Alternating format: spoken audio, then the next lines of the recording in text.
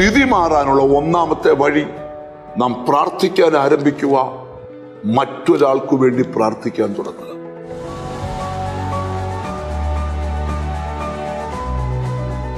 എല്ലാ മനുഷ്യനും ആഗ്രഹിക്കുന്ന ഒരു കാര്യമാണ് എൻ്റെ സ്ഥിതിക്ക് ഒരു മാറ്റം വരണം. ധാരാളം ആൾക്കാർ എന്നോട് ചോദിച്ചിട്ടുണ്ട്, ബ്രദറെ എൻ്റെ സ്ഥിതി എന്ന് മാറും? എൻ്റെ സ്ഥിതി മാറുമോ? അതോ ഞാൻ ഇങ്ങനെ എൻ്റെ ലൈഫ് അവസാനിപ്പിക്കത്തേ ഉള്ളൂ? അല്ല, നിന്റെ സ്ഥിതിക്ക് ഉടനെ മാറ്റമുണ്ട്. ഹോശേയ പ്രവാചകന്റെ പുസ്തകം 6-ാം അധ്യായം 11-ാം വാക്യമാണെന്ന് ധ്യാനിക്കുന്നത്. ഞാൻ എൻ്റെ ജനത്തിന്റെ സ്ഥിതി മാറ്റുമ്പോൾ നിനക്കും ഒരു കൊയ്ത്ത് വെച്ചിരിക്കുന്നു.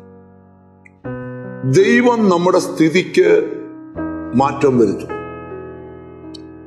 വർഷങ്ങളായിട്ട് സ്ഥിതി മാറാൻ കഴിയാതെ ഒരേ അവസ്ഥയിൽ കടന്നു പോകുന്ന ആൾക്കാരുണ്ട്. നമ്മുടെ സ്ഥിതി മാറാൻ നാം എന്ത് ചെയ്യണം?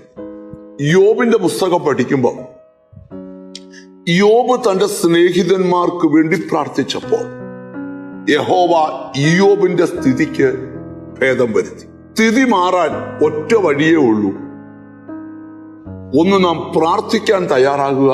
2, നമ്മളോട് പ്രാർത്ഥിക്കാൻ ആവശ്യപ്പെടുന്നവർക്ക് വേണ്ടി മനസ്സ് തുറന്ന് പ്രാർത്ഥിക്കുക.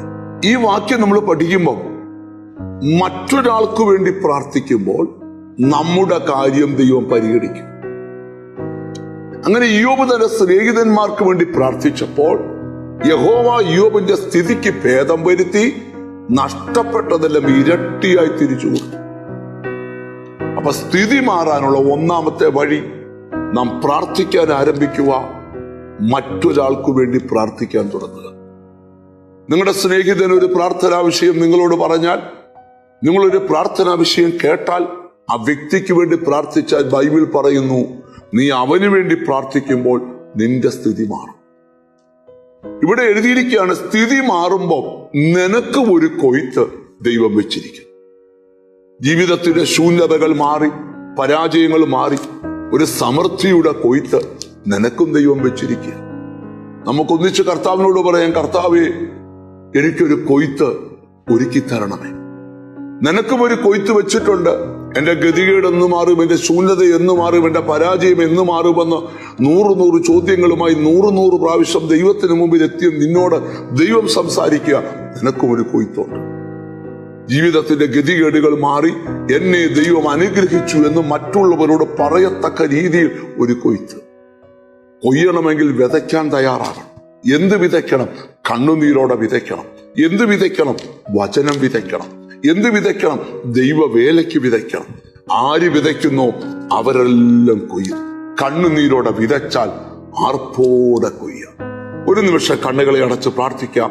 നിനക്കും ഒരു കൊയ്ത്ത് വെച്ചിരിക്കുന്നു. കാരുണ്യവാനായ ദൈവമേ, സ്വർഗസ്ഥ പിതാവേ, എന്നോട് ചേർന്ന് പ്രാർത്ഥിക്കുന്ന മക്കൾക്ക് വേണ്ടി പ്രാർത്ഥിക്കുന്നു. ദൈവത്താൽ ഒരുക്കപ്പെട്ട ആ കൊയ്ത്ത് എത്രയും വേഗം വെളിപ്പെടുവാൻ കർത്താവ് കൃപ ചെയ്യണം. എന്നോട് ചേർന്ന് പ്രാർത്ഥിക്കുന്ന മക്കളെ നിന്റെ നാമം ചൊല്ലി പിതാവിന്റെയും പുത്രന്റെയും പരിശുദ്ധാത്മാവിന്റെ നാമത്തിൽ അനുഗ്രഹിച്ച് പ്രാർത്ഥിക്കുന്നു. അവർ അനുഗ്രഹിക്കപ്പെടട്ടെ, യേശു ക്രിസ്തുവിൻ നാമത്തിൽ തന്നെ. ആമേൻ. ദൈവം നിനക്ക് ഒരു കൊയ്ത്ത് വെച്ചിരിക്കുന്നു. God bless you.